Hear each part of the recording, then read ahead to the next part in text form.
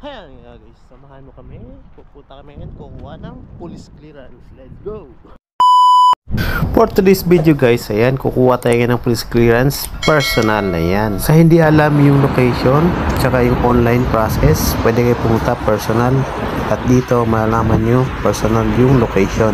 Sa next upload natin, gagawin ako ng video tutorial para sa online PCC. Ayan. Ngayon, so punta tayo ng mga station tram natin dyan. Tapos sakay lang tayo ng chinomerich na tram, kahit anong chinomerich number. Tapos baba tayo ng SBT2 station.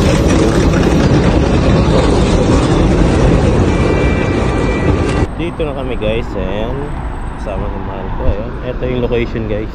Ayan, makita nyo yung mataas na yung dito na kami. So lalakarin lang natin ito diretso baba. Ayan. Dito yung building. Pagpasok mo sa gitna yan, kumaliwa ka at makikita mo yung building to. Pagpasok nyo, kumaliwa at may form kayong pipilapan dyan. At sundan nyo na lang yung guide na yan. Mabilis lang yung proseso, mga 1 to 2 minutes. Maya maya, andyan na, tapos na. Ayan guys, nakuha na naman guys. Dito pala. Ayan si ate kasama na. At shoutout kay ate AJ. Ayan, dito lang pala guys. Oh.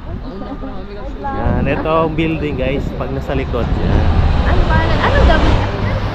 Pagbaba nyo dito, ayan, nasa harap nyo lang yung building. Itong building na to. Ayan. Mula dito sa tram station, pagbaba. Ayan. Diyan, tapos doon yung entrance sa kabila. Ayan. Guys, thank you for watching.